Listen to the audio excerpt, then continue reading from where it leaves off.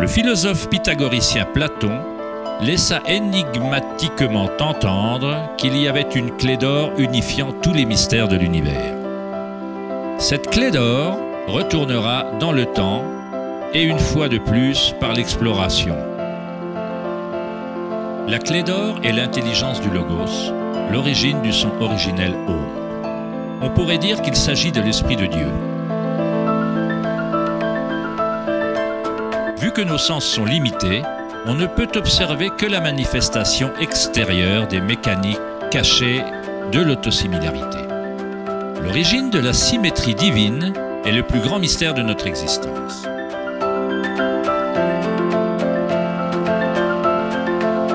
Bon nombre d'éminents penseurs de l'histoire, tels que Pythagore, Kepler, Léonard de Vinci, Tesla et Einstein, approchèrent le seuil du mystère. Einstein dit « Le mystère est la plus belle chose qu'on puisse ressentir. C'est l'origine de tout art et de toute science véritable.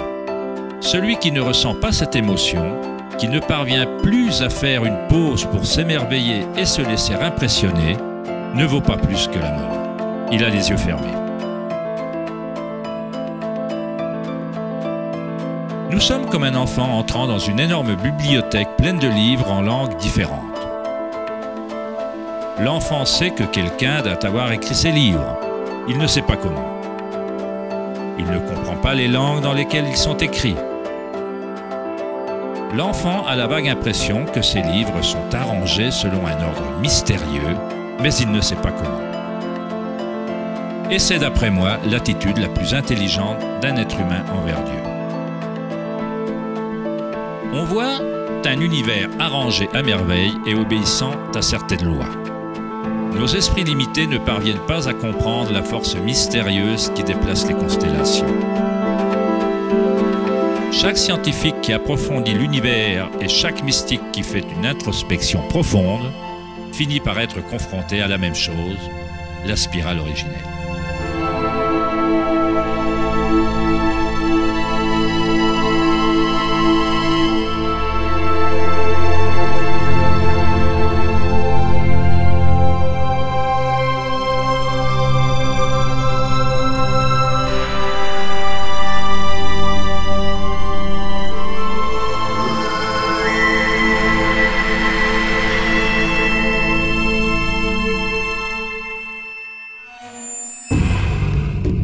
Un millénaire avant la création de l'ancien observatoire de Stonehenge, le symbole de la spirale prédominait sur Terre. On pouvait trouver des spirales anciennes dans toutes les parties du globe. On peut trouver des milliers de spirales anciennes similaires dans toute l'Europe, le Nouveau-Mexique nord-américain, l'Utah, l'Australie, la Chine, la Russie. Dans pratiquement chaque culture indigène sur Terre, les spirales anciennes symbolisent la croissance, le développement et l'énergie cosmique incarnée dans le soleil et dans les cieux. La forme de la spirale se miroite dans le macrocosme de l'immensité de l'univers même. Dans les traditions autochtones, la spirale était le symbole de l'origine énergétique, la mère originelle. Les spirales néolithiques de Newgrange, en Irlande, datent d'il y a 5000 ans.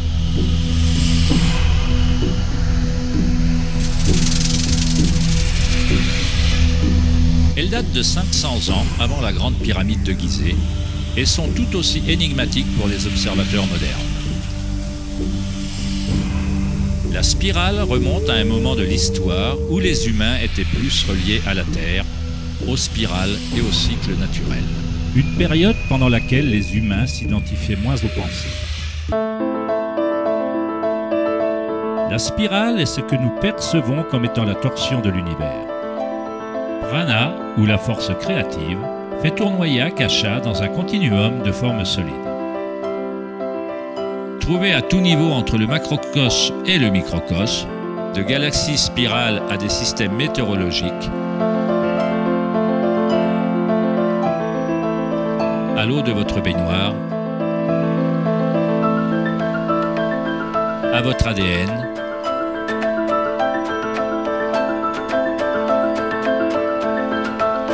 l'expérience directe de votre propre énergie. La spirale originelle n'est pas une idée, mais plutôt ce qui rend toute condition et toute idée possible.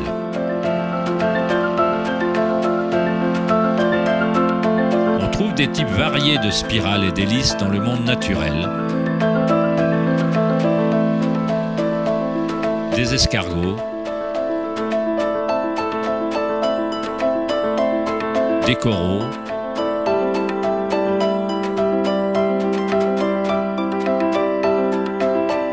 des toiles d'araignée,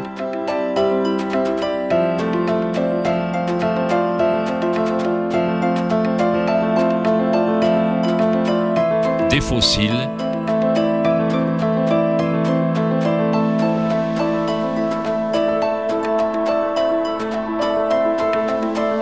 des queues d'hippocampe,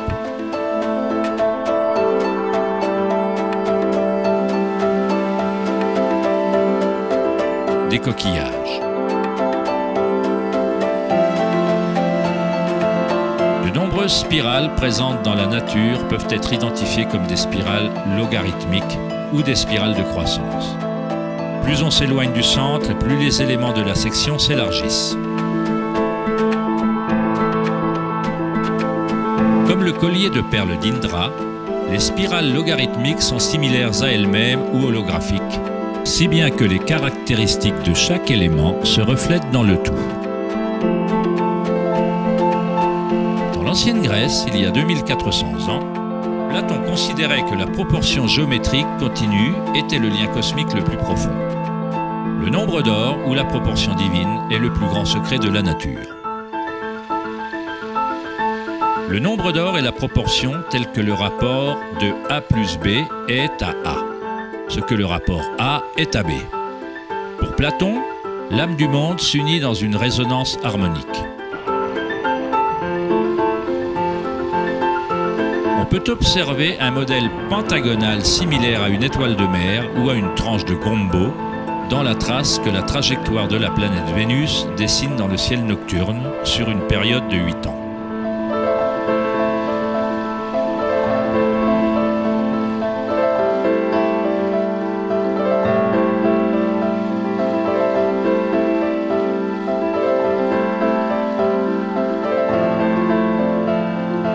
Le monde intelligible de forme au-dessus et le monde visible d'objets matériels en dessous passent par ce principe d'autosimilarité géométrique.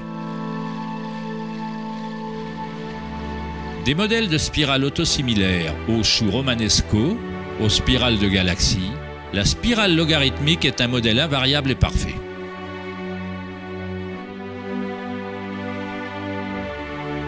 Notre propre Voie lactée a plusieurs bras spiraux qui sont des spirales logarithmiques inclinées à plus ou moins 12 degrés.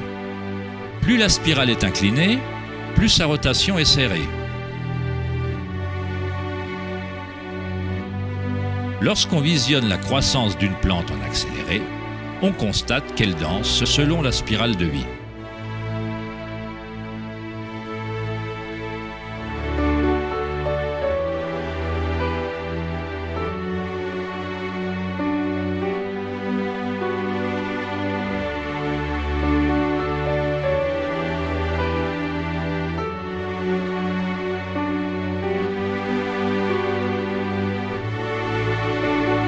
Une spirale d'or est une spirale logarithmique qui a un facteur de croissance équivalent au nombre d'or.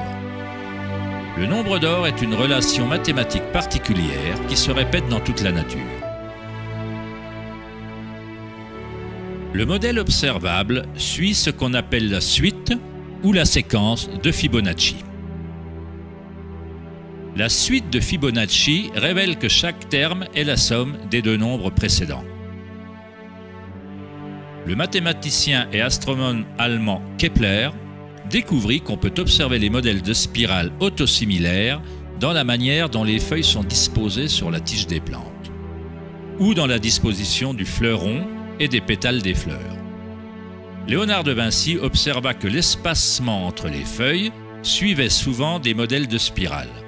On les appelle modèles phyllotaxiques ou modèles d'arrangement des feuilles. On peut voir des arrangements phylotaxiques dans les nucléotides d'ADN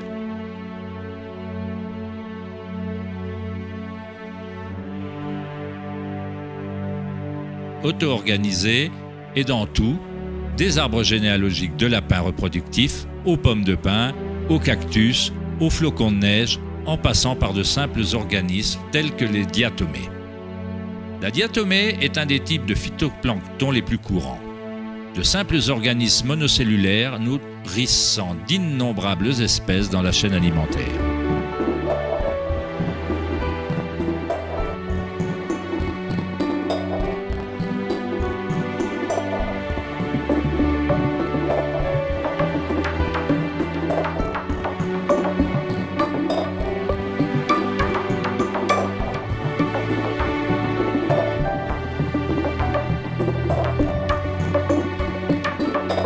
Combien de maths faut-il savoir pour être un tournesol ou une abeille?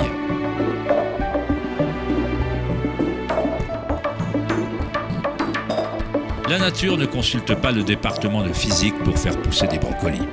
La structuration se produit automatiquement. Dans le domaine de la nanotechnologie, les scientifiques utilisent le terme auto-assemblage pour décrire la façon dont les complexes se développent sur le modèle de la phase hexagonale initiale de la formation de l'ADN. En nanotechnologie, des nanotubes de carbone se composent d'un arrangement similaire de matériel. La nature répète ce type de géométrie sans aucun effort, automatiquement, sans calculatrice. La nature est précise, extrêmement efficace. Selon le célèbre architecte et auteur Buckminster Fuller, ces modèles dépendent de l'espace-temps. L'ADN et la structure alvéolaire ont la forme qu'ils ont pour la même raison qu'une bulle est ronde. C'est la forme la plus efficace pour utiliser le moins d'énergie possible. L'espace lui-même a une forme et ne permet que certaines configurations de matière et adopte toujours par défaut ce qui est le plus efficace. Ce sont les modèles les plus solides et les plus efficaces de développer des structures architecturales telles que les géodes.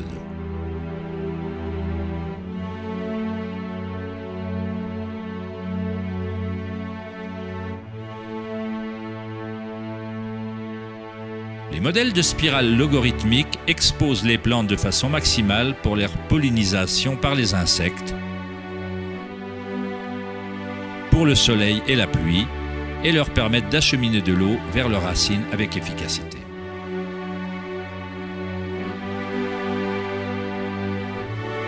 Les oiseaux de proie se servent du modèle de la spirale logarithmique pour s'abattre sur leur prochain repas. Voler en spirale est la façon la plus efficace de chasser.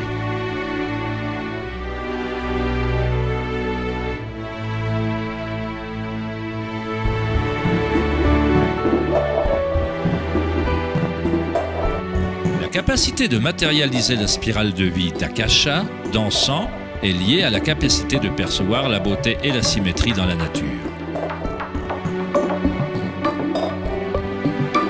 Le poète William Blake écrivit « L'univers végétatif s'ouvre comme une fleur provenant du centre terrestre où se trouve l'éternité. Il se prolonge depuis les étoiles jusqu'au banal coquillage et là, il rencontre à nouveau l'éternité, à la fois à l'intérieur et à l'extérieur. »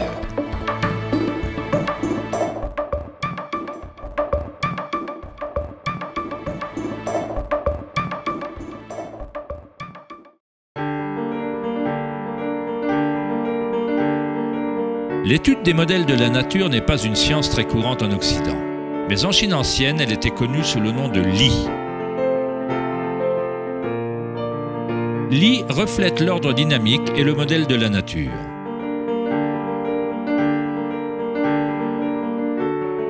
Mais il ne s'agit pas d'un modèle considéré comme quelque chose de statique, de figé ou d'immuable, comme une mosaïque. Il s'agit d'un modèle dynamique présent dans toute chose vivante.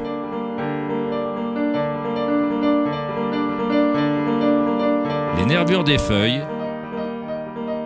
les taches de la tortue et les veines des rochers expriment tout le langage et l'art secret de la nature. Le labyrinthe est l'un des nombreux modèles de Li. On le trouve dans les structures coralliennes, les champignons comme les morilles, les choux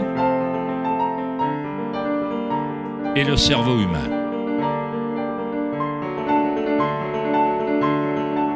Le modèle cellulaire est un autre modèle courant de la nature.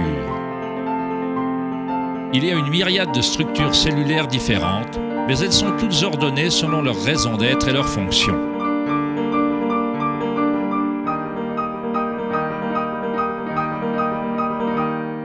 On peut aisément se laisser hypnotiser par le jeu incessant de formes. Mais le plus intéressant, c'est que certaines formes archétypes semblent être entièrement tissées dans l'étoffe de la nature. Un autre modèle lit, ou modèle archétype, est celui de la ramification, observable à tous les niveaux et à toutes les échelles fractales.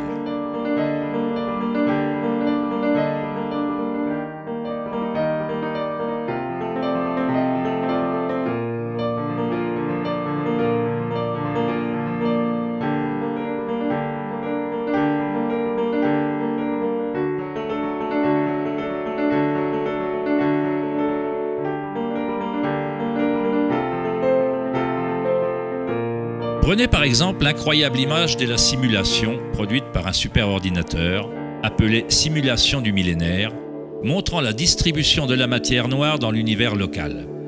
Elle a été créée en Allemagne par la société Max Planck. La matière noire est ce qui, avant, était considéré comme l'espace vide. Cela ressemble à un système nerveux invisible fonctionnant dans l'espace entier.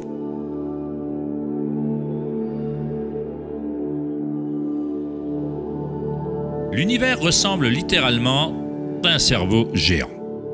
Il pense constamment à utiliser un type d'énergie noire ou cachée, que la science commence seulement à comprendre.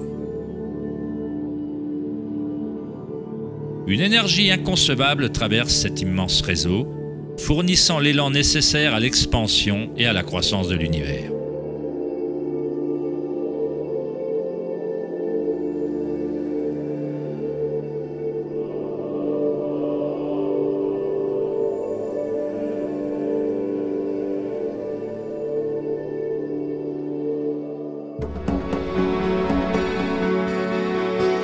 Quand on crée des conditions favorables, la nature crée automatiquement des ramifications. La nature est une machine à engendrer l'art ou un moteur à créer la beauté. Ici, on utilise de l'électricité pour faire pousser des branches de cristal d'argent. Le métrage en accéléré montre leur croissance sur plusieurs heures. Des cristaux se forment sur la cathode en aluminium alors que des ions sont électrodéposés par une solution de nitrate d'argent. La formation s'organise d'elle-même. On assiste à la naissance d'une œuvre d'art engendrée par la nature elle-même. Johann Wolfgang von Goethe déclara « La beauté est une manifestation de lois naturelles secrètes qui, autrement, nous auraient été cachées à jamais. » Dans ce sens, tout dans la nature est vivant, s'auto-organisant. En utilisant un voltage plus élevé, la ramification fractale devient encore plus évidente. Ceci se produit en temps réel.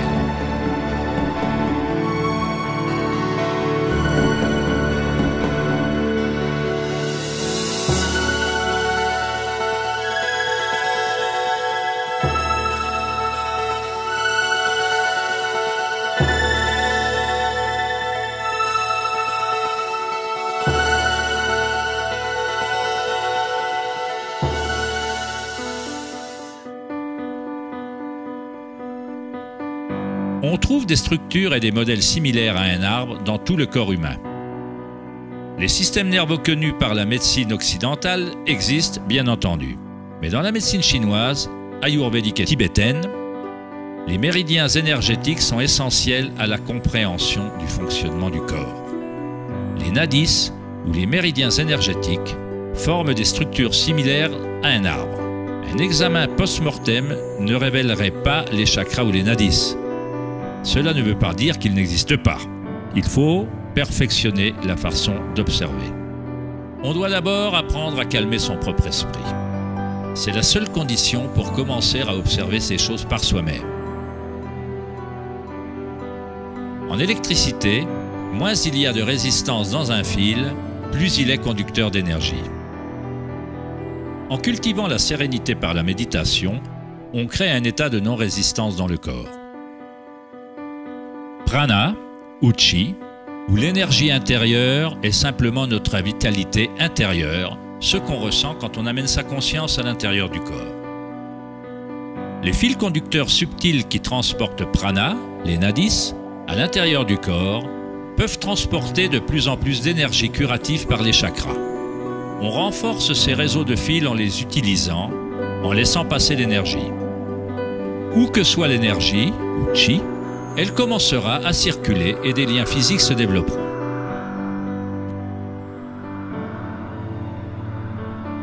Dans le cerveau et le système nerveux, les modèles de réseaux physiques se forment par la répétition. En portant continuellement son attention à l'intérieur et en diminuant la résistance aux sensations expérimentées, on augmente sa capacité énergétique.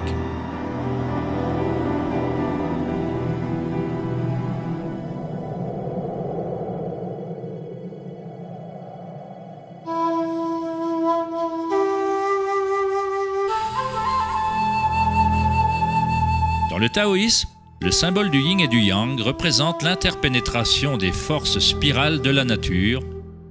Le yin et le yang ne sont pas deux et ne sont pas un. L'ancien concept du hara est représenté par le yin et le yang, ou la spirale tourbillonnante. C'est le centre de la puissance situé dans le ventre, en dessous du nombril. Hara signifie littéralement mer ou océan énergétique. En Chine, le hara est appelé le Diantian inférieur. Dans de nombreuses formes d'arts martiaux asiatiques, on considère que le guerrier possédant un puissant hara est imbattable. Dans la tradition samouraï, harakiri, ou seppuku, représentait une forme de suicide.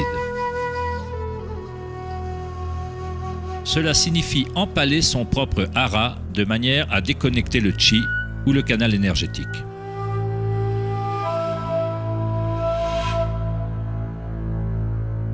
Se déplacer du centre crée un mouvement gracieux qu'on ne voit pas que dans les arts martiaux.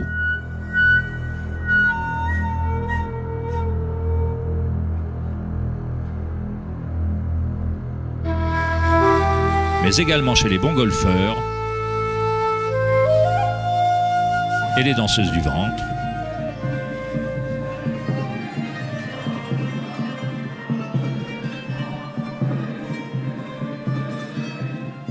Et les derviches tourneurs soufis. L'essence du hara est le raffinement de la conscience, disciplinée en un seul point, le calme dans l'œil du cyclone.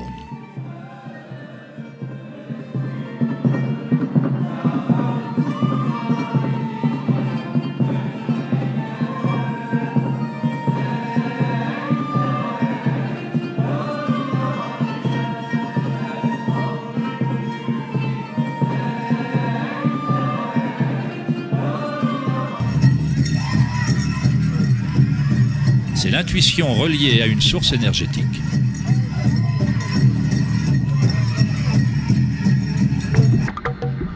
Une personne possédant le bon hara est reliée à la terre et à la sagesse intuitive qui relie tous les êtres.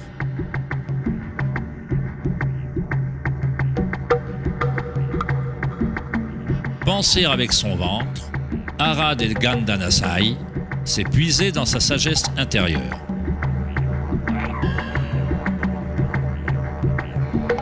Les anciens aborigènes australiens se concentraient sur le même point, juste en dessous du nombril, où s'enroule le cordon du grand serpent arc-en-ciel. Encore une représentation de l'énergie évolutionnaire de la race humaine.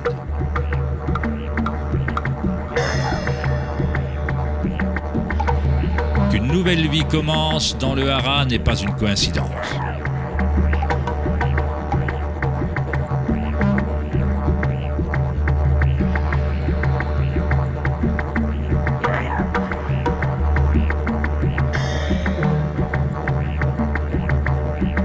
Le système nerveux entérique, parfois appelé cerveau viscéral, peut maintenir un réseau complexe de connexions identiques au cerveau dans la tête, avec ses propres neurotransmetteurs. Il est autonome, c'est-à-dire qu'il a sa propre intelligence. Le cerveau viscéral est pour ainsi dire une version fractale du cerveau, ou peut-être le cerveau est-il une version fractale du cerveau viscéral. Un ours en bonne santé possède un hara fort. Quand un ours sait où chercher des plantes, il suit le mouvement de chi avec ses sens, centrés dans le hara ou le ventre. Il s'agit du lien de l'ours avec l'endroit idéal, l'endroit qui, dans les traditions indiennes, est la source de toute connaissance avec la spirale de vie.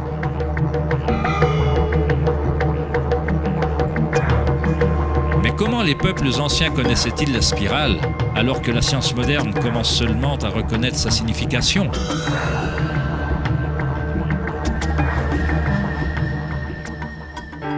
Demandez aux abeilles, car elles n'ont pas oublié comment aimer. Les abeilles ont un lien particulier avec la source par leur contribution au système symbiotique, en aidant la beauté et la diversité à se propager. Elles relient le macrocosme et le microcosme. Un cœur relie le tout, l'esprit de la ruche, si vous voulez. Tel un cerveau ouvert, la ruche envoie ses rêves dans le monde afin qu'ils se manifestent.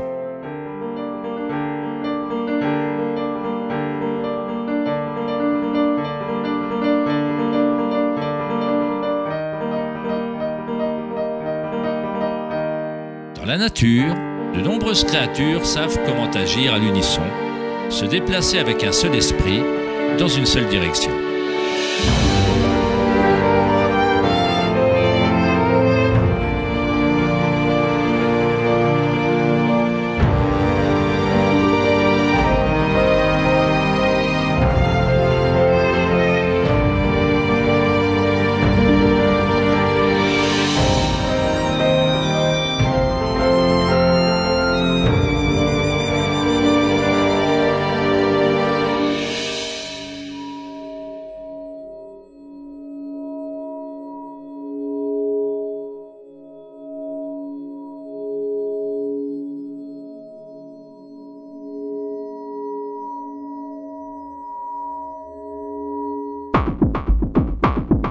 Mais les autres espèces autour d'elle n'en bénéficient pas toutes.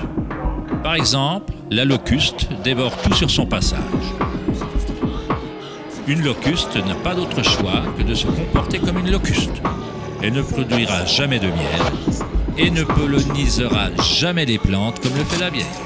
Le comportement de la locuste est rigide, mais l'humain est unique dans ce sens qu'il peut se comporter comme une abeille ou comme une locuste.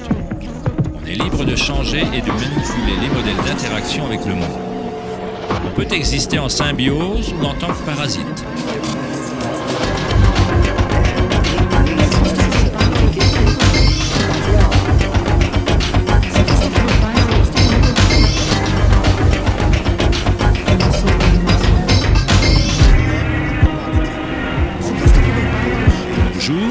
Les humains tentent de comprendre la spirale avec un esprit rationnel, mais sans jamais penser à se relier à la spirale de vie.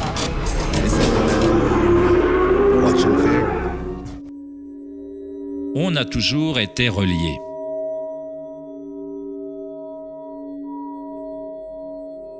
La pensée est ce qui nous a maintenus dans l'illusion d'être différents, d'avoir nos propres identités. La pensée crée la différence. L'expérience de la limitation. Plus on se conforme à la pensée, plus on se déconnecte de la source. Les cultures anciennes, moins axées sur la pensée, s'harmonisaient avec la spirale d'une manière plus directe et plus personnelle que de nos jours. Dans l'Inde ancienne, Kundalini représente l'énergie intérieure remontant l'épine dorsale selon le modèle du serpent ou de l'hélice. En Inde, dans les traditions anciennes du yoga, les mondes intérieurs des gens étaient comparables, à cette époque, à ceux des cultures se concentrant sur le hara. Équilibrer la force de la spirale avec le calme de sa conscience comme témoin, c'est s'aligner avec son plein potentiel évolutionnaire. s'épanouir en un être qui était prédestiné à devenir l'être unique à multiples facettes. Ida, le canal féminin ou lunaire, est relié à l'hémisphère droit du cerveau, et Pingala, le canal masculin ou solaire, est relié à l'hémisphère gauche du cerveau. Quand ces deux canaux s'équilibrent, l'énergie remonte un troisième canal, Sushumna, le long du centre de l'épine dorsale, stimulant les chakras et libérant le plein potentiel évolutionnaire. Chakra, dérivé d'un ancien mot sanskrit, signifie roue énergétique. Kundalini n'est rien moins que la spirale originelle qui fait danser la vie humaine dans l'existence. Il s'agit d'un ordre différent d'énergie que celui qu'on comprend normalement, comme une passerelle entre la matière brute et les énergies les plus subtiles. La passerelle, c'est vous.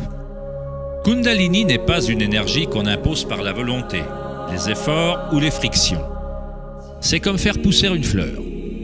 Tout ce qu'on peut faire, en bon jardinier, c'est préparer le sol et rendre les conditions propices et laisser la nature prendre son cours. Si on impose à une fleur de s'ouvrir prématurément, on la détruit. Elle pousse avec sa propre intelligence, avec ses propres instructions préorganisées. L'esprit égotique, arrêté sur le monde extérieur, est ce qui empêche d'expérimenter sa vraie nature vibratoire intérieure. Quand la conscience se tourne vers l'intérieur, elle s'assimile aux rayons du soleil et au lotus qui commence à pousser.